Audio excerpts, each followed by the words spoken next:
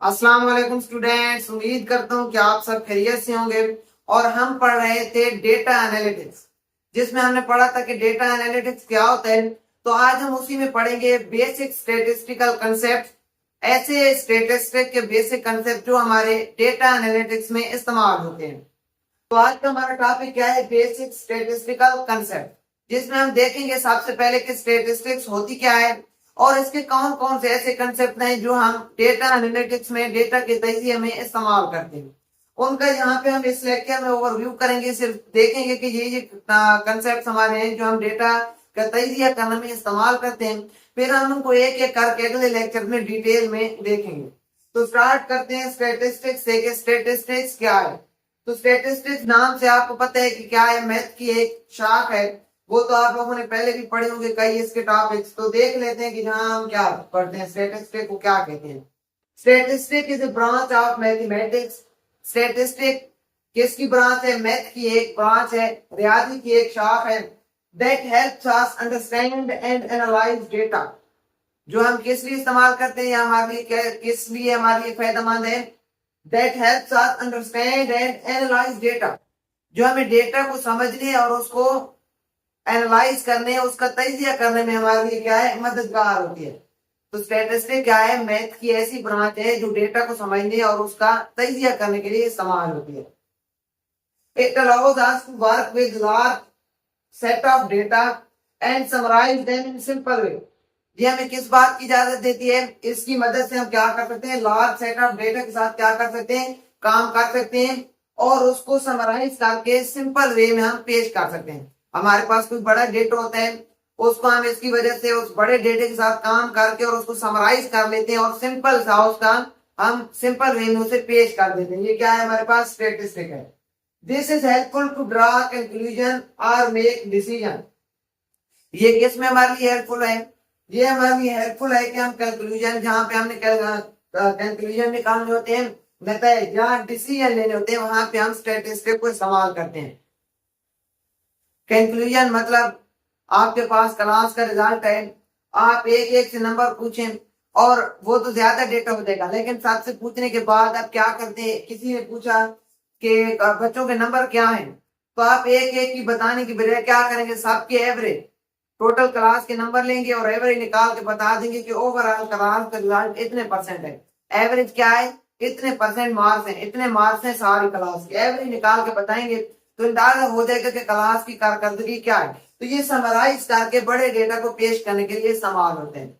इसको हम स्टैटिस्टिक कहते हैं। तो स्टैटिस्टिक के बारे में हमने क्या देखा कि मैथ की एक शाख है जो डेटा को समझने और उसका तजिया करने के लिए इस्तेमाल होती है। फिर हमने देखा कि इसकी मदद से हम बड़े डेटा के साथ काम कर सकते हैं और उस बड़े डेटा को समराइज कर सकते हैं इसकी मदद से। और देखा कि ये हेल्पफुल क्यों है। ये हेल्पफुल है कि इसकी मदद से हम कंक्लूजन क्या कर सकते हैं, कंक्लूजन कर सकते हैं, मतलब कि कोई नतीजे दर्ज कर सकते हैं या हम एक डिसीजन या फैसले कर सकते हैं। ये हमारे पास था स्टैटिस्टिक। अब हम देखते हैं कि स्टैटिस्टिक के ऐसे कौन से इंपॉर्टेंट कंसेप्ट हैं जो हम डेटा एनालिटिक्स में इस्तेमाल करते हैं। तो देख लेते हैं, तीन कंसेप्ट हम इधर डिस्कस करेंगे। एक है मेजर ऑफ सेंट्रल टेंडेंसी, देखेंगे कि वो कौन कौन सी मेजर्स हैं जो सेंट्रल टेंडेंसी को मेजर करने के लिए इस्तेमाल होते हैं। इसके बाद देखेंगे हम मेजर्स ऑफ डिस्पर्शन और तीसरी देखेंगे प्रोबेबिलिटी। एक एक करके इनको मैं ब्रीफली यहाँ पे एक्सप्लेन करता हूँ, अगले लेक्चर में इनको एक एक को हम डिटेल में देखेंगे। तो सबसे पहले देखते हैं कि मेजर्स ऑफ सेंट्रल टेंडेंसी क्या है। These measures show the center or average value of data। जो मेजर्स ऑफ सेंट्रल टेंडेंसी के लिए हम जो मेजर्स इस्तेमाल करते हैं, जो टाइप इस्तेमाल करते हैं इसकी स्टैटिस्टिक की, वो क्या कहलाती है? मेजर्स ऑफ सेंट्रल टेंडेंसी कहलाती है। और ये किस लिए इस्तेमाल होती है? आपके पास डेटा सेट है, फर्क करें 2, 4, 8, 10, 12, तो इसकी दरमियानी वैल्यू क्या है? दरमियानी वैल्यू या एवरेज वैल्यू, इस तरह की वैल्यूज के लिए हम जो मेजर इस्तेमाल करते हैं उनको क्या कहते हैं? Measures of central tendency. These measures show the center or average value of data। ये किसी भी डेटा सेट की दरमियानी वैल्यू या एवरेज को डिस्प्ले करने के लिए, कैलकुलेट करने के लिए इस्तेमाल होती है। There are 3 types. इसकी कितनी टाइप्स होती है? कॉमन टाइप जो आप मेजर ऑफ सेंट्रल टेंडेंसी के लिए इस्तेमाल करते हैं वो कितनी होती है? 3 होती है। एक होते हैं मीन, एक होते हैं मीडियन और दूसरा होता है मोड, तीसरा होता है मोड। मीन क्या होता है? एवरेज होती है कि आप सबको जमा करें और तादाद पे डिवाइड कर दें। मीडियन क्या होता है कि आप असेंडिंग या डिसेंडिंग ऑर्डर में डेटा सेट को अरेंज करें और उसमें जो सेंट्रल वैल्यू है उसको मीडियन कहते हैं। तीसरा होता है हमारे पास मोड, ऐसी वैल्यू जो सबसे ज्यादा आ रही हो डेटा सेट में उसे मोड कहते हैं। हम एग्जांपल के साथ इनको एक्सप्लेन करेंगे अगले लेक्चर में। अभी के लिए सिर्फ इनका इंट्रोडक्शन ब्रीफ तो आपको मैं दे रहा हूँ। अगली है measures of dispersion. Measures of dispersion क्या है? These measures show how much the data is spread out. ये हमें क्या बताती हैं कि डेटा एक दूसरे से कितना स्प्रेड आउट है, कितना फैला हुआ है। These tells us if the data values are close together or far apart. ये measures of dispersion जो है, ये measures of dispersion की जो measures हैं उनसे हमें क्या पता चलता है कि डेटा की जो वैल्यूज हैं वो आपस में करीब करीब है या दूर दूर है।